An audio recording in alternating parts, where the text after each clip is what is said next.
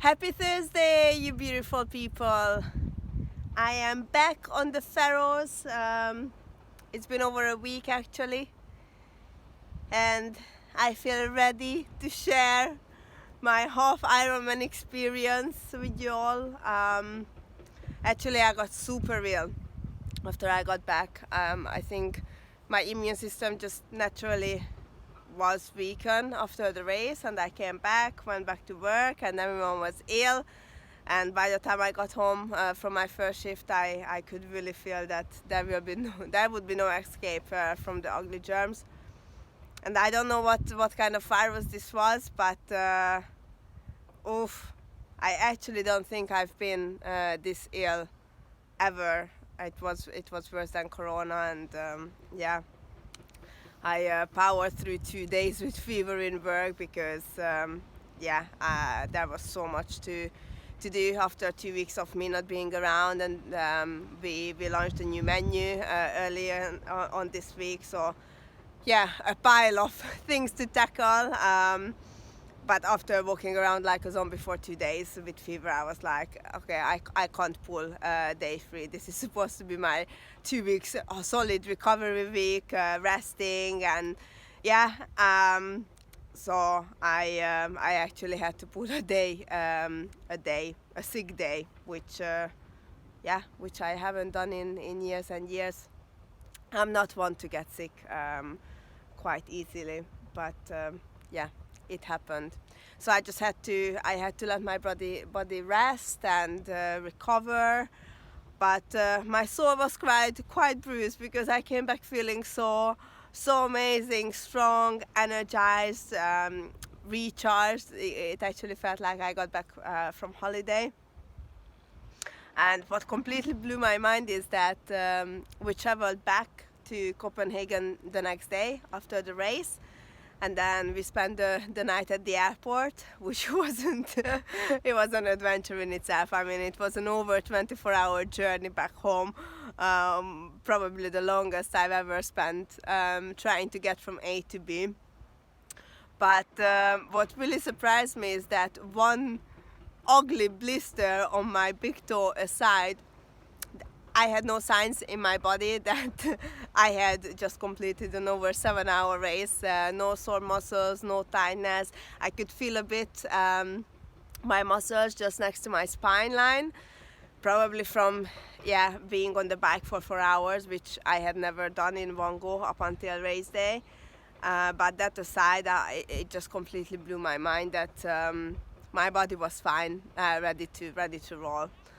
I had an amazing time in Spain, and actually I recorded a video to share on YouTube Friday evening when I went down to check the boyas for the swimming. It was a crazy week, a proper emotional roller coaster. I was so filled with all sorts of emotions, and I really struggled to understand them or to control them, because I have never done anything like this before, so I didn't know what to expect really. We got to Spain. I managed to get sunburned the first afternoon in a half day, like a complete beginner. When I came back, people were laughing at me that Adele, now you're officially like a Faroese person, getting sunburned straight away. Which, yeah, I mean, the skin came off my shoulders, my forehead, my arms. It was quite painful, and I could feel that my body was using a lot of energy to try to heal the cells and cool the system down. So I was quite worried how that would heal in a couple of days, and obviously we had to be out and about, because the whole point of going over a week before the race was to acclimatize.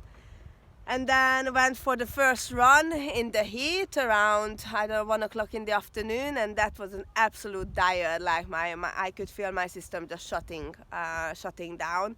Obviously going from the Faroes into the Mediterranean sun, high 20s in degrees, and Marbella apparently got a heat wave while we were there, which locals said was completely unusual. But I thought, Of course, of course it came just in time for the race. So really struggled with the heat and the humidity.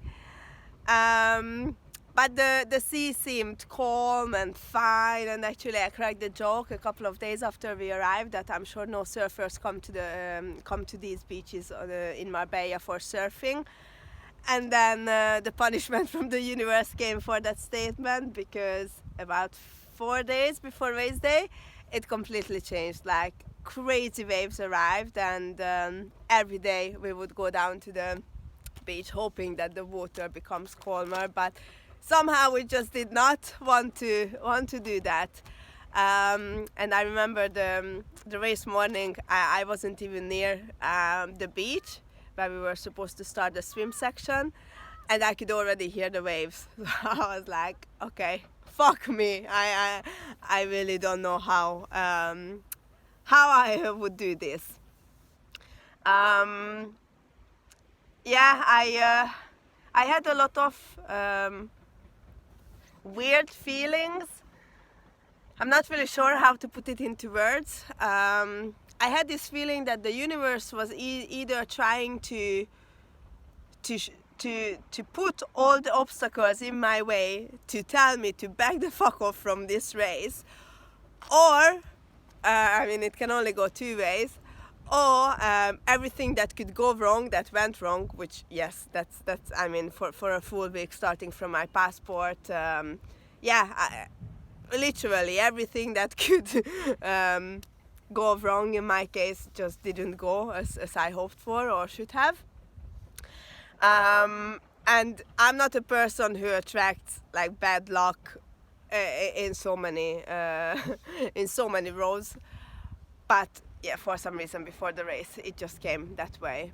So I was a bit scared, in all honesty, and my sister had a really bad dream that she messaged me about, and yeah, in my dream, my good friend Malena, who was my emergency contact that I put down for the race, apparently messaged my family that I didn't survive something. So my sister was really flipping, like, okay, how much money would you lose if you didn't do the race? And I was like, this is not about money. It's it's kind of do or die situation, and this will sound super crazy, but yeah, I was ready to take whatever came my way on the day. In all honesty, I didn't know how I would pull through. When we checked out the bike course, I got so overwhelmed with the heat and the traffic. At one point, in Marbella, you have giant roundabouts with 2 lanes going in. Crazy traffic, and at some point we cycled even on a highway, like places cyclists are not supposed to be around. And at some point, I was just entering the roundabout. I had to stop because the traffic was crazy, and I couldn't freaking click into my pedal. There was a lorry behind me, and there was, I don't know, 20 cars behind the lorry, and the lane next to me obviously couldn't move because everyone was waiting for them to be able to enter the roundabout.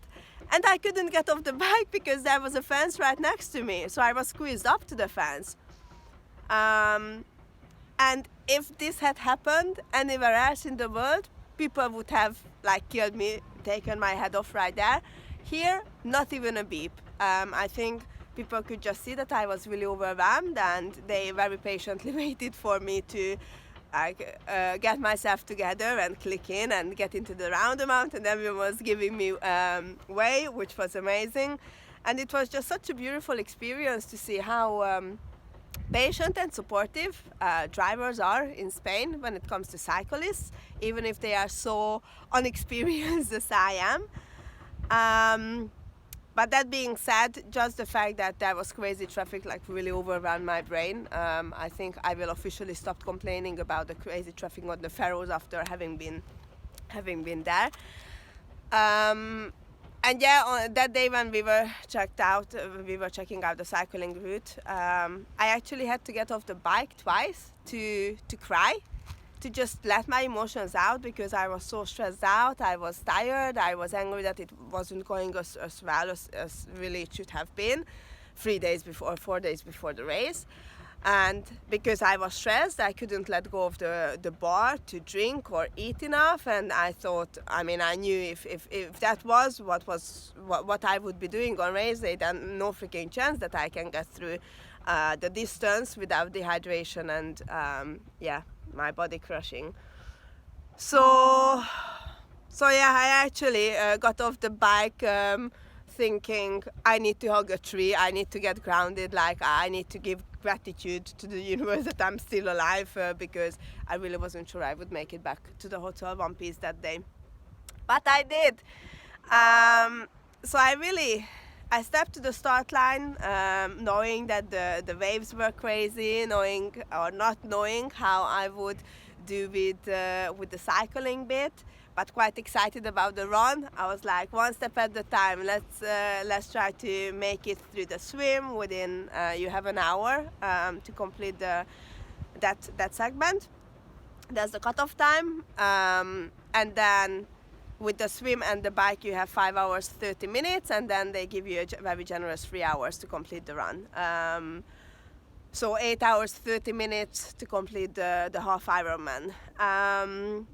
And it was the most beautiful, so I mean, I'm getting goosebumps just by thinking back at it, the most beautiful sunrise I've seen, and people were just so filled with emotions and adrenaline and ready to go. And I looked up the sky, and this guy who was speaking on the microphone said, at that very moment, just remember your why. And then I burst out in tears. I started crying while everyone was smiling and ready to go, and there it is, Adele just crying her eyes out.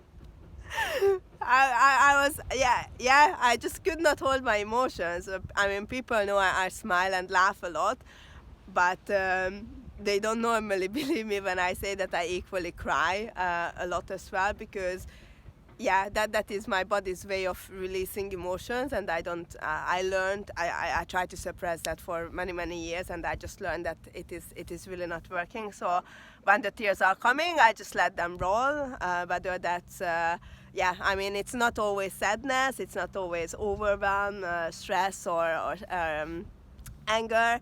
It can be equally happiness and joy and gratitude. And it was a mixture of, in that moment, it was a mixture of everything. And I thought to myself, if this is the very last sunrise I see in my life, then this journey has been worth it. And then we got in the water, and I could feel my body going into panic. The waves were crazy. It was just a really overwhelming moment. And I remember having this quick conversation with myself that, okay, I have two choices. I either find a way to calm my breathing down and get on with breaststroking if I have to, or I accept that my race stops in the first 3 minutes. And obviously I wasn't feeling to throw the towel in that easily. So I started breaststroking, managed to catch my breath, got through the first boya. So up until then we were swimming against these giant waves. And then it was so useful. We had a training camp with the triathlon club here on the Faroes during Easter time, and we had a session where we were talking about open water swimming and how to approach boyas and how to position yourself when it comes to swimming with other people in a pack. And that was super helpful. And then I realized that this is something that subconsciously I've been doing every time I ran a race, that I would always place myself on the outside of the pack, on one side, which I did this time as well. So I felt I had enough space to move as I wished, obviously still keeping on the right side of the boyas. And then as space freed up, then I started crawling, and when I got closer to someone, then I went back onto breaststroking. So before I knew it, I turned yeah, I turned the first boya, I turned the second boya, and I remember when I turned onto the long section, just before you turn onto the finish line, I found myself taking over people, and I thought, what the heck, Adele, you go girl, like you've got this. I didn't know where I was in terms of time. I didn't know if it was an hour, 20 minutes, and the cutoff has already been long gone. But I felt like as if the water was helping me and hugging me and gently letting me just keep moving ahead. And then I got I turned around the last boya, and then I remember I kind of, no, I didn't say it out loud, obviously, but yeah, I said it to the sea, take me gently to the shore. And then I could really feel that the waves were helping me out massively, and it was just beautiful. So the swim that I had been the most worried about actually turned out to be a really beautiful experience. And then I looked at my watch, and it was 45 minutes. I was like, run to the bike! I was, oh my god, I was stoked, quite surprised. I placed myself in the 50-minute group, and I said, if realistically I can do the swim in 53 minutes without the waves, that was, I would be happy. When I entered the water, I was like, oh, I'm not sure I can make that time. So I don't know how that 45 minutes happened, but yeah, I will take it in a heartbeat, and I was super happy with that. And then the transition went okay. I'm sure I could have done it a lot quicker than I did, but I felt calm. I didn't feel I was rushing to the point that I would forget something. And then I got onto Bushibo, and yeah, we went for a stroll. We went for a very long stroll. And I felt really surprisingly calm and connected to my surrounding. And I mean, I had time to look up, look around, and appreciate the view, and read the name of people taking over me. And for the first, that was the most relaxed ride I've ever done. My fingers weren't going numb, which they normally do because I'm grabbing onto the bar so much, and I could grab the water and the energy bottles as I was cycling, no problem. And I was quite scared about that, thinking I'm gonna cause an accident. I mean, if I fall doing that, then everyone behind me will. Yeah, that was kind of the worst nightmare. But it went absolutely fine. And on the way back, I even grabbed a banana and I peeled it with my mouth while cycling. I was like, Adele, who are you? What is happening? Just things I could never do before. And even now, I can't really explain if it was the adrenaline or I think when you don't know how far you can go, and that is really how I stepped to the start line of this race. I will be completely honest, I didn't know if I could do it. I felt more acceptive of the fact that probably I wasn't going to finish it for whatever reason, than seeing the light at the end of the tunnel, like, yes girl, you've got this. But as I was on the course, it was every moment like, okay, you're still here, you're doing this, you're feeling good, you're hydrating, you're eating, keep going girl, like there is a chance, and you've gone this far, and you can do this. And there was a point in the bike when I just felt, okay, I think we've got this. If I don't get a puncture, I think we can finish this thing. And it was so funny because I was taking over people uphill, and everyone was taking over me downhill. So you could definitely feel I was very proud of my Faroese training and the hills here. And downhill, it's really a matter of aerodynamics, which I am like, it's non-existent in my life yet, but that is gonna change because I'm gonna get some aero bars onto my bike. And I guess just the less level of fear of the speed, which I can always get and I will get better at. But overall, I was just so happy with how the ride went, and it was a beautiful ride. And then I get off the bike and I'm like, yes, this is the run part, the one thing that I am confident about. Should not have felt that way. The heat was insane, the humidity, and I got off the bike and the legs felt fine, but the heat super quickly hit me. And yeah, I could see my pace was dropping, and Susanna, my coach, told me to try to keep my under my head as cool as possible, so that will cool the whole system. So at every station where they were handing out water, I grabbed 2 bottles. I was pouring one over myself and drinking the other one, and it was great because that was cooling my body down. But what I didn't think about is that the water running down all the way to my feet would wet my socks, and wet socks and running are not a great combination. So about 10k in, I started to feel a blister growing on my big toe. And from 10k onwards, every single step, it was like the most painful thing ever.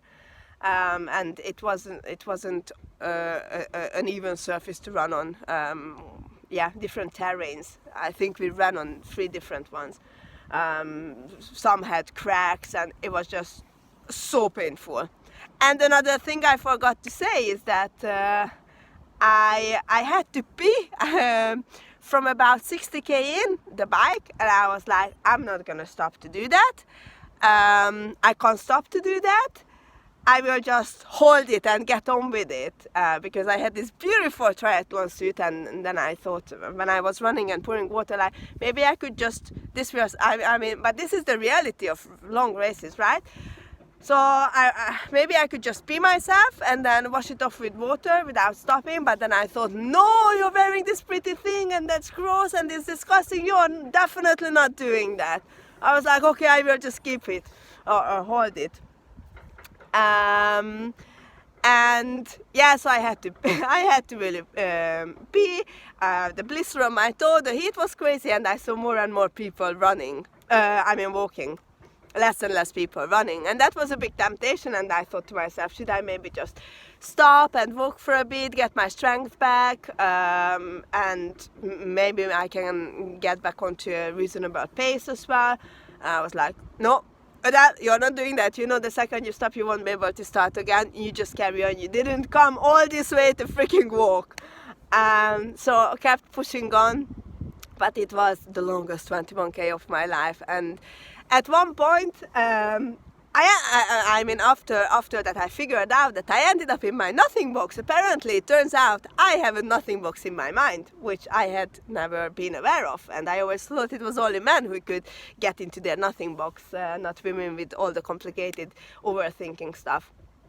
And it was such a foreign experience to me that I genuinely started panicking, thinking, okay, is this what dehydration is? Because I didn't think of anything. I couldn't pay attention to anything. I kept talking to myself, listen to the sound of the waves, feel the steps you're making, the weight of your body.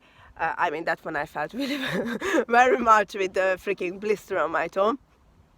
But yeah, it's like I don't know where I was. I was nowhere, and at the same time I was everywhere. The weirdest experience I've ever had, but yeah, that was just a magical one as well. And then I finally got onto the finish line, and there was this older man, bless him, having his moment a few meters away from the gate that tracks your time. And I saw the gate, and I started sprinting as if my life had depended on it. And I took over the man and I crossed the gate, and my coach Susanna was waiting for me there, and I hugged her, and the first thing coming out my mouth was like, I think I peed myself. Because, yeah, my body just could not hold any longer. And then Susanna said, it happens, don't worry. And then the second thing was, I'm officially out of my mind to want to do the double of this distance. Yeah, so here we are. I have 4 months to go until Ironman Barcelona, double the distance. I got 2 weeks off training after the race to recover, and actually the reason I'm here is because I had it out for a little, well, I wouldn't call it a run, it was more like a jog. The sun is out and my soul needed to move. I couldn't, bear staying in bed, and you may hear it on my voice that I'm not fully recovered, but I needed to get out and get those legs moving, and the run pace was super slow, but this today is all about joy run, because what starts next week will be everything but joyful. Hardcore training, and that's something that Susanna got me prepared for. If I want to make this happen, then it is going to get even tougher than before the half race, but I am ready for it. Give it to me, I will do my best, and this is what I had been preparing for the last 8 months. 4 more months to go, and then it's time for the truth, I guess. But I'm filled with excitement and filled with so much gratitude, and it was so amazing to have Susanna with me. She absolutely smashed her race, like she won her age group by 27 minutes.